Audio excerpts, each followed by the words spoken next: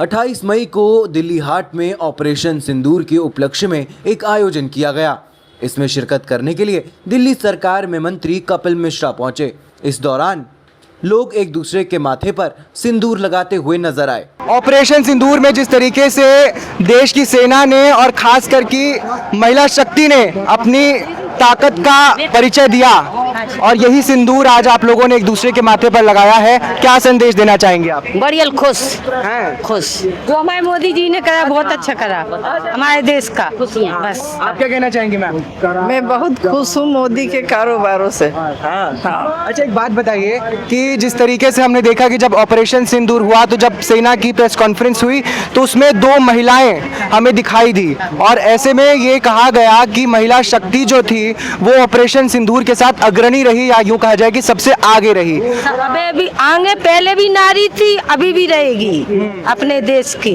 हाँ। अभी भी नारी आगे रहेगी हमेशा। फिर भी हमेशा जब तक पृथ्वी रहेगी जब तक नारी रहेगी। ठीक है, अभी कपिल मिश्रा यहाँ पर पहुंचे थे थोड़ी देर पहले। कपिल मिश्रा जी, कपिल मिश्रा दिल्ली के मिनिस्टर यहाँ पर पहुंचे थे। जानती हूँ हमारे एरिया के हैं। दूसरे को सिंदूर लगाया है। अभी ऑपरेशन सिंदूर हुआ, पाकिस्तान को कड़ा जवाब मिला और महिला शक्ति का बड़ा प्रदर्शन देखने को मिला।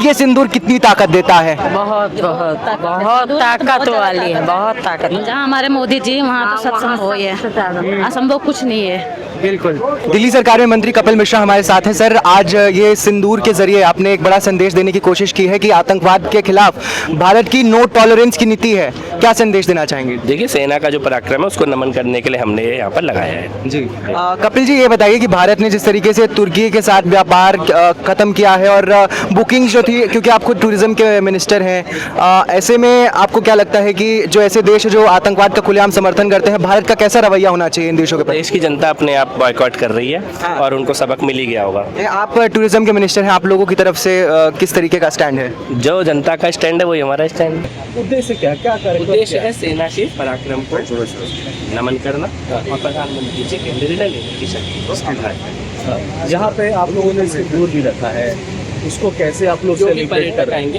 वो सिंदूर का तिलक एक दूसरे को कर सकते हैं। उसका एक सिंबल है, प्रतीक है सेना के पराक्रम का और ऑपरेशन सिंदूर का। क्या इस तरह का आयोजन दिल्ली के और भी कई हिस्से में? जी बिल्कुल, 15 से 20 जगहों पर दिल्ली के बड़े पर्यटन स्थलों पर और मुख्य बाजारों पर ये हम लगा। कपिल जी, एक समय जिन जो बीजेपी के नेता हैं जो बयान दे रहे हैं उनके खिलाफ किस तरीके की कार्रवाई की जाएगी बीजेपी की तरफ से? भाई साहब, वो तो सब आप देख ही रहे हैं। ये तो अब इस कार्यक्रम में आप इस कार्यक्रम से संबंधित सवाल नहीं, वो सवाल मैंने आपसे किए ना, लेकिन बीजेपी के नेता जो या फिर सेना के लोगों से पूछिएगा आप। हाँ जी। ऑपरेशन सिंदूर जिसमें टारगेट पर थे पाकिस्तान के 9 आतंकी ठिकाने, ऑपरेशन सिंदूर हुआ, उसके बाद भारत ने आतंकवाद के खिलाफ जो चोट की उसका जश्न मनाया।